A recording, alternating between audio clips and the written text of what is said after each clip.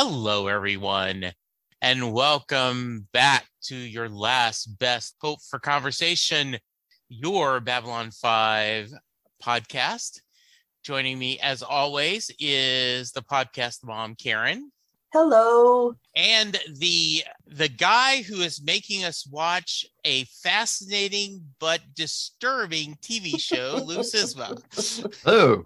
How's everyone doing? Yeah. So, all right. Today we are talking Deathwalker, the episode that was season 1, the episode 9. So let's get right into it. Lou, quick thoughts. Well, again, I'm just blown away by how relevant this episode is to today's current situation. It touches on the age-old concept of power corrupting everyone if they allow it to for personal, or even, I guess in this particular instance, species gain. There's the moral cost of making a decision based on personalities or the previous history's events and deciding whether or not you're willing to forgo the crimes of the past. And as me and Karen were talking about before we were starting, history repeats itself if you ignore it. And this episode is a textbook case of that. Yeah. Mm-hmm. Karen, how about you? Thoughts?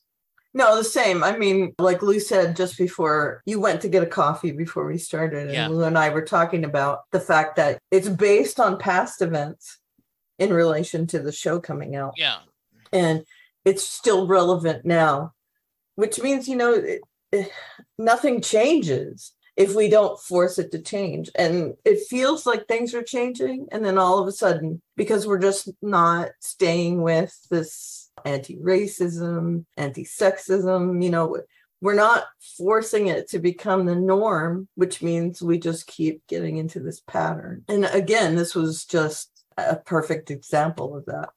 Yeah. So we have the episode was written, as always, by J. Malcolm Kavinsky, but also a Larry DiTilio, I think is how it's said, which wrote several. He's been involved in a lot of different stuff. He did, including She-Ra, Princess of Power, and He-Man. So a fair amount of things.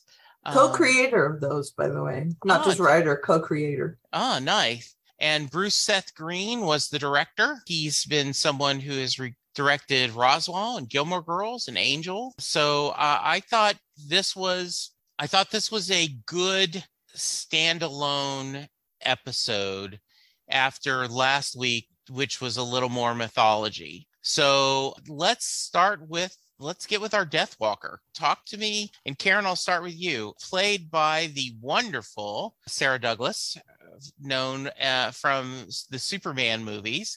Mm-hmm. So let's talk about that. What's your thoughts about her? Well, if anything can embody this insidious evil that's lurking below the surface of someone, it's her. Evil, but looking pretty innocent, and the fact that she had stayed youngish, again, that's just, I think, showing how evil can lurk in things that look innocuous. And at the end of the episode, I was rooting for her to get blown out of the sky, which is not exactly in character for me. I don't like to hate people, but man, I was really happy when they blew her away. And so it was good to see. She was very smug about it, knowing that she was worth something to people. I'm invincible because all these people want to use my technology. And then seeing her get her comeuppance in the end was good. Lou, how about you? I thought that Sarah Douglas, she did a fantastic job. She just played that arrogance very well. And it was right down to the design of her character, the makeup. She made her look like a werewolf, cat person halfway through her transition. So she was very... she even got to do the evil laugh at one point during the episode, which was kind of funny. But she played that part really well, and she was unrepentant about her past. Totally had no remorse, no guilt, and that's even touched upon by some of the other characters in the episode. So I thought she played a megalomaniac quite well, and she did a good job of making the viewers not like her. So she's a figurehead that we put on other historical characters. And it's kind of funny that I guess at the time that this aired in the 90s, so 30 years ago, it's still not quite the gap, but you get real like Hitler vibes from this whole thing. So she was within her lane. She was really good at what she did, and she was just a megalomaniac that really had no remorse about anything that she did, and she was going to use what could have been a great gift to further corrupt everybody. So it was quite a powerful character. Yeah, according to IMDb, and I don't remember reading this other words, but they had said that what led to the story was he was wondering, J. Michael Straczynski, what if Adolf Hitler was still alive and could offer something? And he said, the only thing I could offer something in case that plea bargain, right? Like I can give you this if I get, and that's where he thought about immortality serum. And it is interesting, right? That how quickly we want to forgive as a society, people's trespasses if we think. And I will continue to apologize if people are looking to this episode or this podcast for entertainment. We try not to get too political, but sometimes the show, it just stands to it. And so there are people who will forgive a politician's actions if they can do something for them or they forgive and so I think our former president is a prime example of, if someone else was doing some of the things that he did, they would be disdained. It would be horrible judgment, but because of the perception of what he can do for certain parts of the GOP, he's forgiven. They don't do. And I thought they showed that really well with all the different races.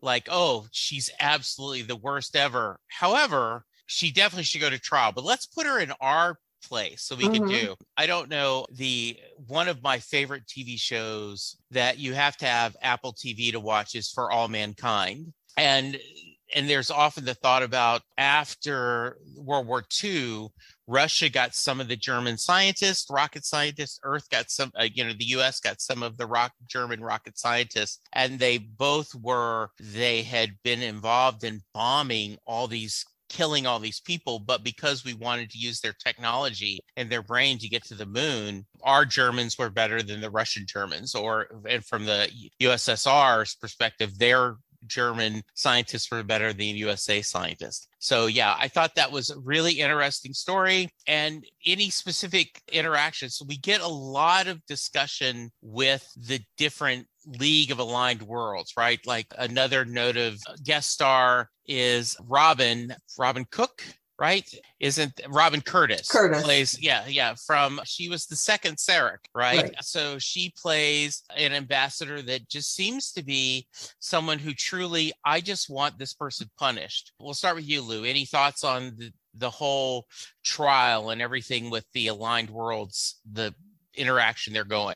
I was questioning the structure of that council meeting. It's weird that, like, if there's an alliance, why doesn't each race have a equal vote at whatever they're meeting about? So it was weird that it was just the 5 races that were at the main table. Whether that's, I'm curious how that's all structured, because it doesn't seem quite fair to me. But I understand from a dramatic point of view, they want to get the main cast to be at that table because the motivations of the various races are quite interesting. And the people that were, or the races that were in the crowd, they're like the innocents, like you might think Native Americans or Armenians or whoever you want to think of. So they're the race that's, like, for whatever reason in the Babylon 5 universe, don't seem to have the same cachet politically or power wise. And so they're depending on Earth and the Minbari and the other races to make the right decisions for them. So that's an interesting look at politics, and it was interesting to see how the various players at the table's votes went. Especially most of them were predictable, but the one from the Minbari, which was the character that was being played in this episode by Bill Mummy, Lenier. I assume that Milan was not available for this episode for whatever reason. Right. So his reason for not voting for trial was because their race was ashamed that they had sheltered her in the first place, which again is a different kind of dynamic. But the problem is it's a different lack of courage than the other ones, right? Because in the end, the result is the same, that this war criminal is going to get off. So I found that the whole dynamics of that particular scene quite interesting. So according to JMS, he said that the Advisory Council in the League Non-Aligned Worlds is similar to the Security Council and General Assembly in the UN. Mm-hmm. So the Security Council, certain nations are part of that, while everyone's General Assembly. So that's what he said that's his thought on that. But I thought the same thing watching that, like, oh, kind of seems unfair that similar to, once again, to go into politics, right? That, and we designed it this way imperfect, right? But a senator in a state with a very small population has as much power as a senator of a state that has a huge population. Mm-hmm. So in a lot of ways, they talked about that as we're recording this, our current Senate is divided 50-50, 50 Republicans, 50 Democrats. And if you looked at the amount of population covered by both, the Democrat would be a lot bigger population of the US than the Republican. So one of the things. Mm-hmm. Karen already talked about the ending, but Lou, tell me a little bit what your thoughts were. Like the Earth has pulled their 12-pounder, thrown it on the floor. No, this is what we're going to do. And then Kosh, well, hold up. I got something to say about this. Thoughts about that ending? Yeah, well, like Karen, I was expecting something to happen to what was her name? Deathwalker, yeah. The Deathwalker. Jha'dur. Yeah. I wasn't sure how it was going to be carried out. But obviously, there was the beast storyline with Kosh and the telepath that I kept wondering, okay, how is this going to pay off? And the payoff was still unexpected. But once I saw that the Vorlon ship was coming through the gate, I said, okay, they're going to step in and do something here, and they did. So, so that was pretty. I guess you could call it a Deus Ex Vorlon, but I like that. Vorlon? That's good. I like that. Yeah. I like that. So because this is the difference between fiction and reality. We don't have that scenario possible in the real world. No higher being is gonna step in and solve that situation for us. So that's a TV or dramatic storytelling device. But the more interesting conclusion to the episode would have been to see something that paralleled something that would happen with us. And the solution that Sinclair came up, that they would, and at the time he didn't know the cost of this research, that they would allow her to do her research so that everybody could get immortality. And then after that was done, then they would put her to trial. Seemed like a little naive that he really believed that Earth would allow that, in my mind, of the races to agree to that as well. But it was a good TV ending. It's not a realistic ending. Even I know that we're dealing with a science fiction show, but I thought it's a little convenient, I guess is what I'm trying to say in a long rambling way.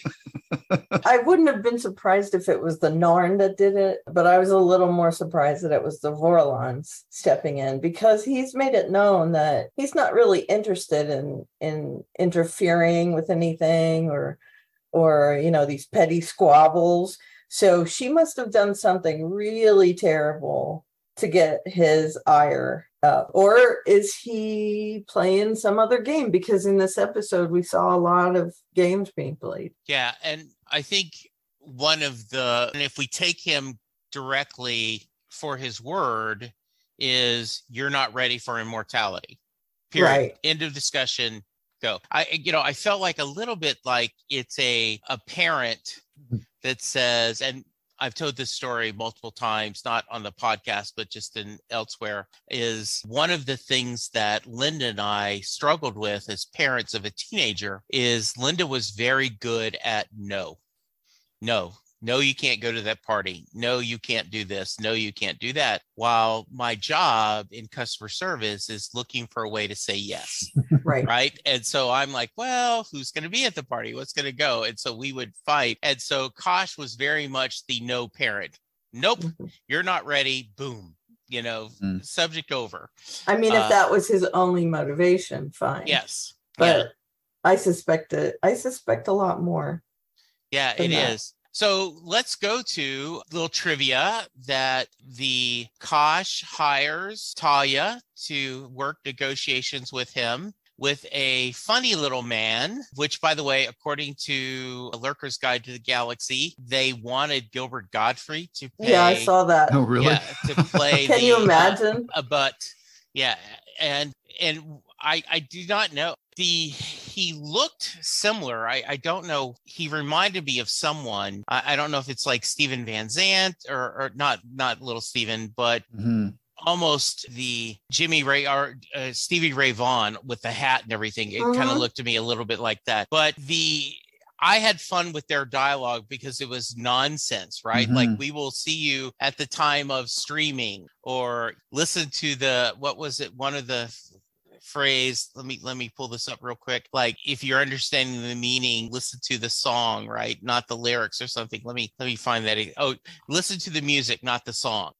Which, when Linda and I were first going to go see, we were going to go see Bruce Springsteen for a second time. By the way, I mentioned Bruce, take a drink in our podcast game. Yep. I told her to quit trying to understand his lyrics because his diction at time, and just think of him as another voice. Think of him as another instrument. Just listen to the emotion and pretend he was just like if you're listening to Peter and the Wolf. And she said that, and she really enjoyed the music a lot more when she tried to not understand the lyrics and just listen to his voice as a different instrument. So I thought that was an interesting thought. Karen, thoughts about our negotiation with the Verlon?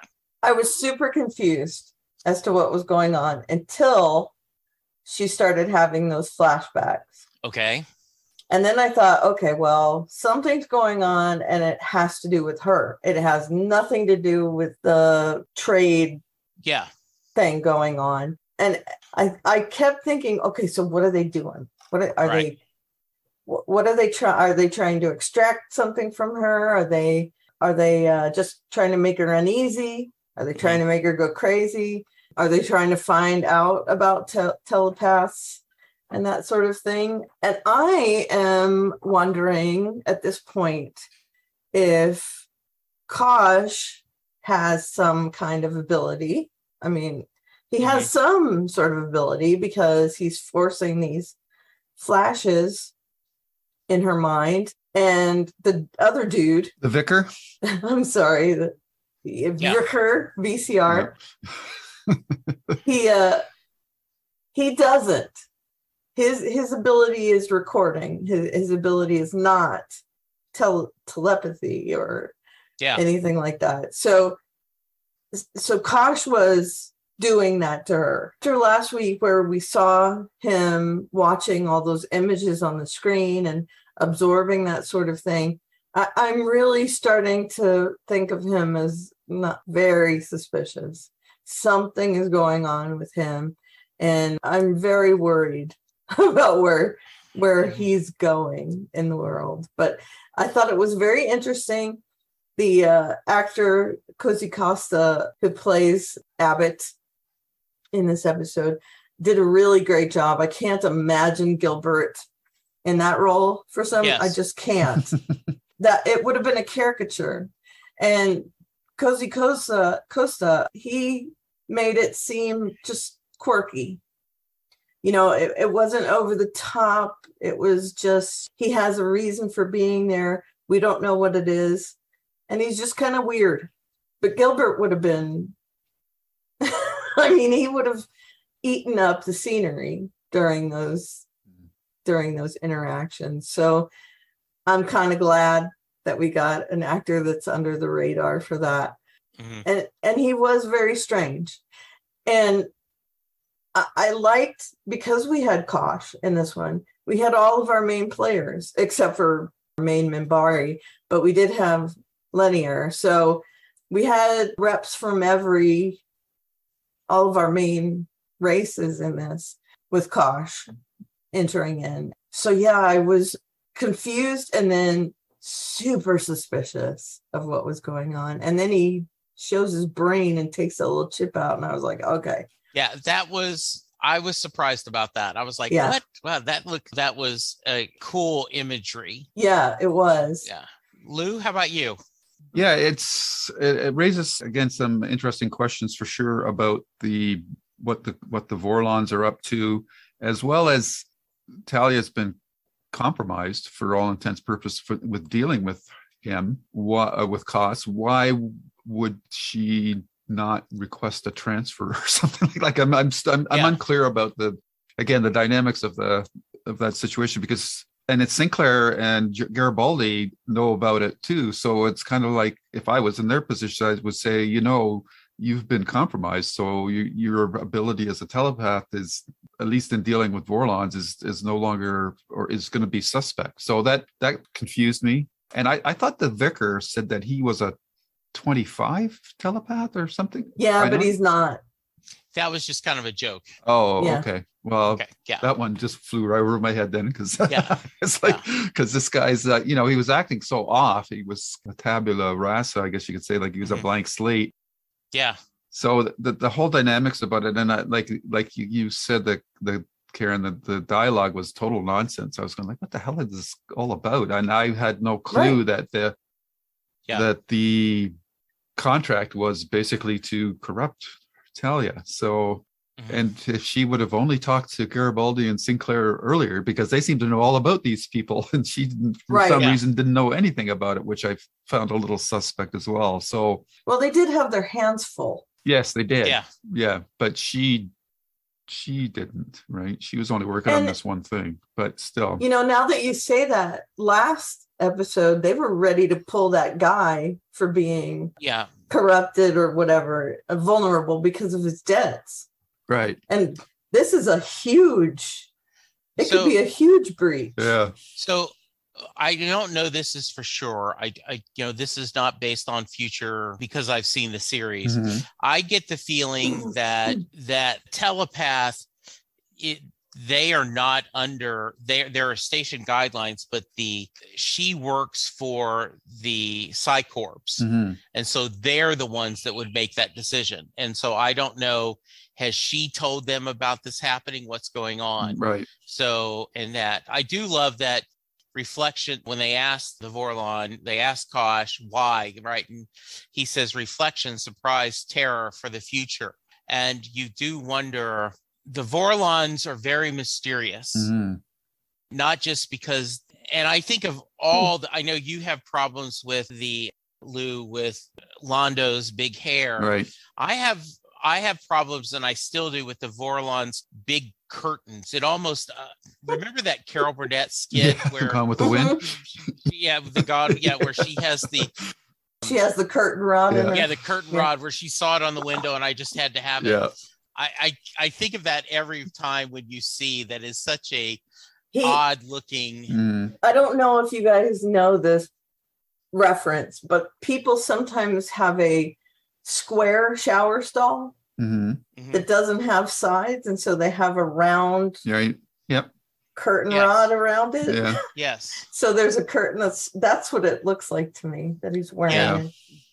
Yeah, absolutely. It's interesting that you say that, Jesse, because that makes me feel that the Vorlons are the get out of jail free story plot device, like Star Wars. It's the Force or whatever, that it's this undefined thing that is malleable that we can manipulate to serve the point of a story. But it's interesting that Kosh said at the end there that you are not ready yet for immortality, which the implication is that Vorlons are immortal. So, and their presence there, to me, seems to be that these races are at a point where the Vorlon realize some next step in the social dynamics of these various races is going to elevate to another level, perhaps. Maybe they're on the path to being at some point able to handle being immortal, but they're not there yet. And I guess it's kind of like when we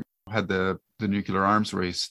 This is some sort of a social arms race, I guess you could say, or mixing pot that they're monitoring, and whether they're going to be benevolent or not, I guess we'll find out further into the series. But they definitely seem to be monitoring the situation and what's going on with all these races. So I from that perspective, I found that whole dynamic very interesting. But now you got me a little worried that it doesn't seem like that's going to be fully and explained. Do they find it interesting? because I mean, I think they do. I'm not debating your point. I'm saying they keep saying they're not. That, they're above all this. They don't care about these little things, but they do care about the little things. I mean, that's been proven. Do they, or are they don't care about the micro stuff and they care about the macro stuff? That's what I'm getting. Yeah, and I mean, he learned about a bunch of little things on that TV. He wasn't looking at like huge, I don't know.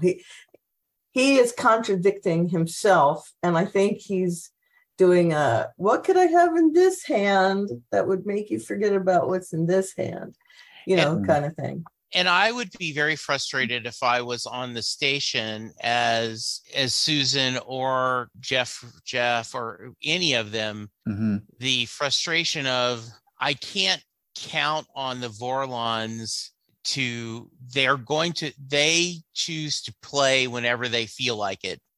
And there is no rhyme or reason. I can't determine, like in this one, like they've chosen not to participate. And you can't, to put it in a real world example, one of my frustrations, and I realize this is the reason why, but we do a fair amount because my company is significantly busier in the summer than it is the fall and winter, we bring in a bunch of 1099s. Right. And the law is very clear that as a contract employee, you can't track attendance.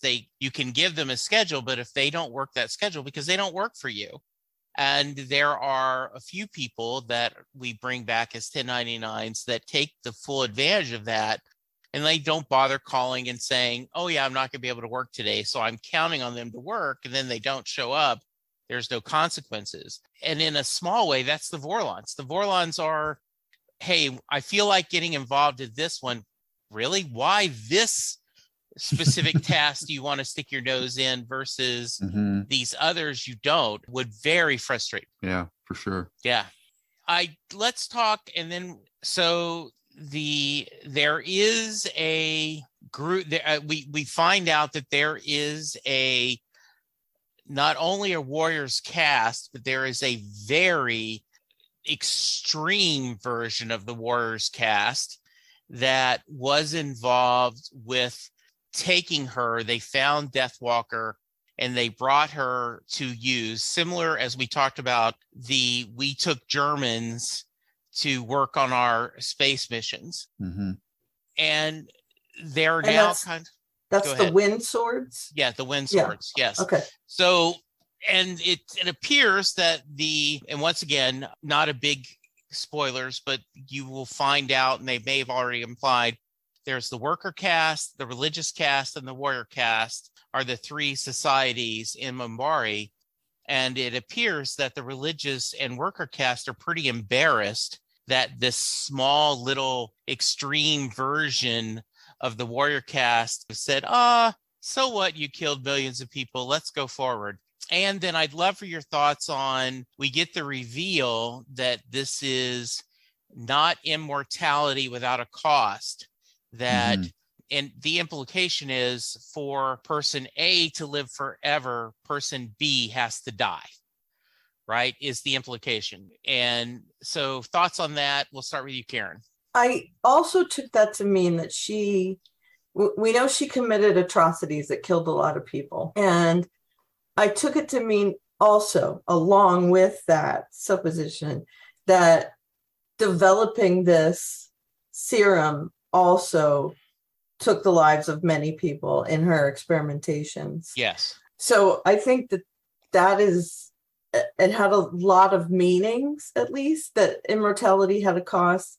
And the cost is very high in this case. And she's already done that. So the cost has already been paid, but there's more to come. It may not be the final serum. I mean, they were talking about that she still needed to do work on it. So she's going to kill more people. Yes. And I think that's where Kosh came in. I mean, I like the fact that he works by his own plan. He abstained from that vote.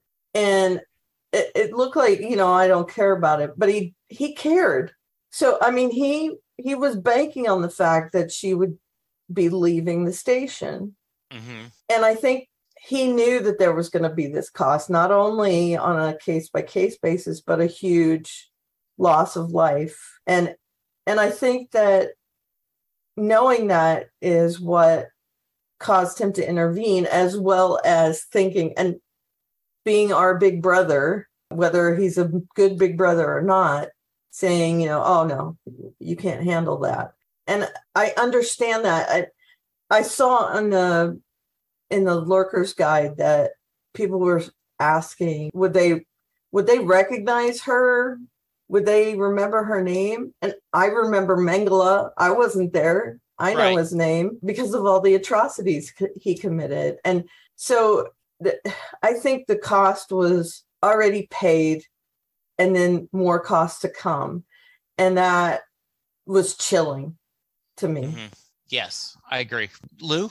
Yeah, I totally agree with Karen. I mean, it's bad enough that initially all these various races were willing to forego the Deathwalker's previous crimes in the hope of getting this immortality drug. But then to find out later on that it's the basis of this drug is that it requires the loss of life in order for it to be manufactured, just really turns the screws up on the moral dilemma and price that would have to be paid to go forward with this. So without the Vorlons, this would have been a big step back for all the races involved, because unfortunately it's a sad summation of the human condition that we would be willing to make that kind of sacrifice. And perhaps that's what the Vorlons are addressing, in that they realize that this would be a big step back because we would take the easier path. And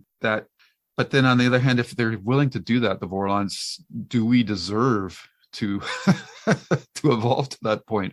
So it's a real, I mean, the decision was tough enough without this later revelation, but that just adds to the, I guess maybe the intent was just to really drive home how bad this really was and how corruptible we are if there's some sort of self-gain in it. So and for the Deathwalker, this was like the ultimate revenge or legacy that she could leave, to turn I think the goal of all enemies is to not only defeat your rivals, but to make them turn into you, basically. Like that's a loss of person's or race's soul in this case, or identity. That there's nothing that could be more truly evil than that. So it was pretty powerful. And I was even like the setup just to have this terrible villain that's like a Hitler to the nth degree have something that they could offer that would allow them to have their crimes pardoned or at least delayed for being tried for them.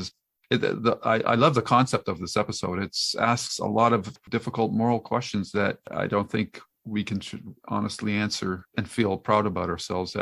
We haven't come along that far yet morally as a race, and all these other races as well. So yeah, it's a pretty interesting moral question. So I was really taken back by that last bit. I thought, wow, that's dark. Yeah. And we've also got a little under the radar, a little more information about Earth politics. Yes. Because Sinclair was told by the Earth higher ups, that he had to surrender her to them. Now, the thing that really hurt right in today's world is, what would Earth have given that technology to other people, or would they have kept it for themselves if it wasn't learned on the station that Earth was going to be taking her? And that's something that's like, I feel like that we could think that today. Is America, are we moral enough to do things? And the answer is no. I mean, there's many things that we would just ignore. Yeah. So I guess the closest, right, we helped fund the COVID-19 vaccine, and we certainly allowed that with the world. But yeah, you would hope so. I also think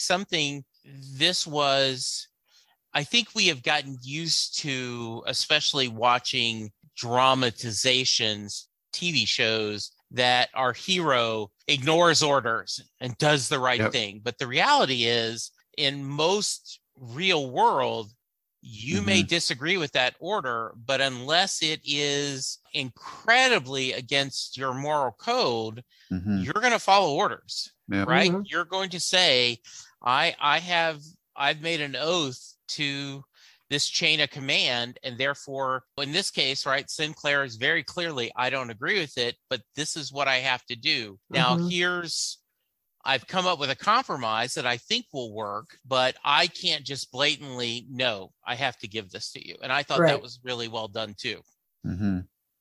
Yeah. Sinclair was not happy, but he was following orders in the end.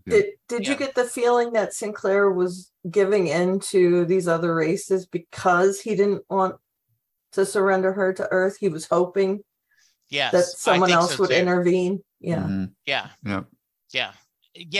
think that, yes, he was hoping that, in fact, he had planned that, right? Like, okay, so here's what I'm going to do, Michael. I know this person will vote no, this person will vote no, this will end up being a tie.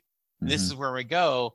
And then Lanier and oh, crap, that isn't what I thought he was going to vote. He kind of subverted that. Yeah. Yes, absolutely.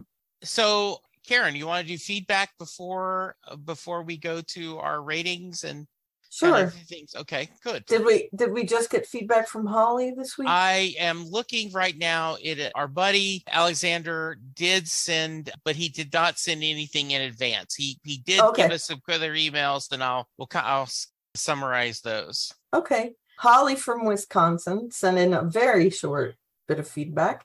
She says, hey all, a short and sweet email this week. Man, what an episode. Loved all the backstory that we got about Garibaldi, and that even though at first he was keeping things from Sinclair, that Sinclair was able to read between the lines. So glad I decided to dip my toes into Babylon 5. Looking forward to counting the adventure. I think she means continuing. That's fine.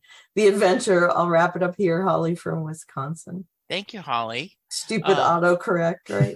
Yeah. Is this for a different episode? Because Garibaldi's, there was no backstory, was there? This was for this episode. I wonder if she meant all the backstory we got about Garibaldi. This is a different Deathwalker. Yeah. Oh, well. I think it was mostly that they talked about what was going to happen, and that he was more for not sending her back to Earth. Yeah. Okay. It's not exactly backstory about Garibaldi, but the fact that you can see that they definitely have this relationship that's closer than we've seen. Yeah. I don't know. In fact, I love the fact that, every once in a while he calls him Jeff. Jeff. Yeah. Right. Like there's a great scene in The American President where the Martin Sheen character tells President Shepard, right? The Michael Douglas. Yeah, Douglas character, right? Like, I will not call you. He never forgets that I call him Mr. President, right? Like, he's like, you're best man at my wedding. And there's also that great scene, once again, speaking of on West Wing, where Leo always calls Martin Sheen President, Mr. President, Mr. President. And when he finds out that he has MS, he says, oh, Jeb. Like, he forgets then, and it becomes friends. So here, guys. All right, ratings. Lou. I'm going to give this 8.5 Deus Ex Vorlons. Nice. I like that. I want to go a little bit lower. It wasn't as strong as some of the other episodes, so I was going to go 7.5, but Go for it. Well, talking it over, just talking it over, I found more things to look into. Yeah, I do think the failing of this episode is because it's such a large scale concept that the emotional piece is not quite there, because like you're obviously upset about all these races that they want this war criminal, but there's not that real personal connection, because for everybody on the station it happened 30 years ago, so it's a little bit removed. But yeah, I feel like I'm getting more from it talking about it. But the ideas are pretty interesting. So I'm going to bump it up to 8 three-edged swords. Ooh, I like that. So I'm going to go with Karen, 8 out of 10 Jovian Sunspot drinks. Yes. That's what Abbott wanted to drink. Yes, he's right? like, hey, come on, well, let's do lunch soon. So yes, a very fun character. Yeah, I would have loved. I agree with Karen. It would have been interesting to see Gilbert Godfrey. And spoilers, there are a few. They do have a few in the future. Babylon 5 does has some high celebrity cameos that play parts. So we will see. Okay. All right. Cool. Anything else about the episode before we wrap up? I did want to say Alexandra sent us some more feedback talking about specific episodes. He said some really nice things about our discussion about war prayer. And he specifically called out, Lou, you mentioning Dise Fontana's involvement with that. And I do want to mention, he said, with regards to Home Guard, you mentioned how the leadership of a nation and society can loosen people's inhibitions and lay bare their prejudice and downright racist views. Of course, this causes a lot of harm for anyone confronted with their hatred. Yet at the same time, I've got to ask myself, isn't it still better in the long run to have such horrible views brought out into the open instead of have a bunch of people just pretend to be nice while being closeted racists? The reason I brought this up, and we'll go deep just for a few minutes and then we'll sign off, is Linda and I often talk about that. It does seem that recently people are more open to share what in the past they would have been embarrassed to share. And I don't know if that's a good thing or a bad thing. Any thoughts about his comments? And I'm forwarding you his emails as we speak, guys. Okay. Well, I'm glad to see that he's open to joining us. I saw that comment. And so I look forward to that. That'll be really cool to chat with him. Absolutely. As another veteran. Yes. So I like to have other veterans. Not that you're not great. No, Jesse, that's not what I'm saying. No. We originally had wanted to do similar to me and another veteran, you two rookies. Right. And so, yes, stress to anyone who's listening to this who has seen Babylon 5 and wants to join us for one or multiple episodes, we would love to have you join us. Yeah, so that's exciting. I agree. I said it at the beginning of our conversation that, having her come on, she's attractive, but just totally evil. So you wouldn't think, if you didn't know she had done all these horrible things, you wouldn't really think that she was that kind of person from how she looked. And people feel entitled to share these horrible points of view, and they don't think they're horrible in today's society. Right. And it just blows my mind that that's the case. So I understand exactly where everybody's coming from on that. Lou, thoughts? Yeah, I agree with you, Jesse. This whole willingness to share things is a double-edged sword, because it makes things more, and I'm not trying to sound selfish, but it just makes things more complicated for everyone involved, because you have to now, and ideally this is the way it should be, and it shouldn't be hard for us to do this, but because haven't learned these skills as deeply as we have other skills, it's difficult to always having to be empathetic and sympathetic and whatnot, because sometimes you just want to kick back and relax and not have to worry about the weight of the world on your shoulder. So now everything that is going on, you can't really just enjoy it, not feeling guilty in some respects, I guess I could say. And I guess that sounds kind of shallow, but but there's only so much stuff that anybody can process at any given time. So it's just tough, and it goes like to a lot of things you hear nowadays about what people say is because in the US they always quote, well, it's the First Amendment, the freedom of speech. But I wish people would treat that freedom of speech as a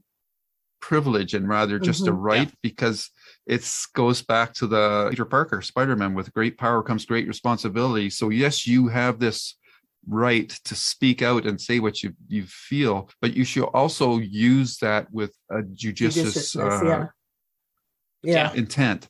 And that shouldn't give you the right to say things that are not true and make them sound true. You should be held, and if you say something controversial, then you should be aware that you are responsible for that statement. And if there's blowback on it, then you're going to have to take that on. And that's that's your responsibility. So you cannot talk without impunity. No, you can't. Like everything has consequences, and you have to be cognizant and aware of other people's sensibilities and feelings as well. It's just giving you the right to cut swaths of vitriol through everything and then walk away and say, well, but that's my first right to say that. I have the right to talk like that.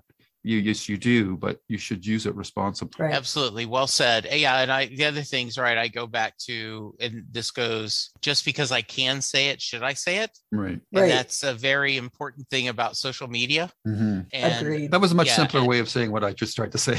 No. You were perfect. You were perfect. All right, Lou, if someone wants to reach you, how can they?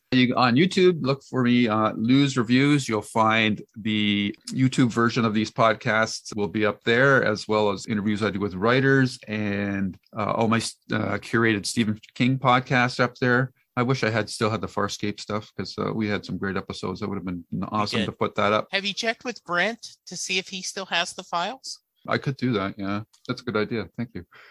Okay.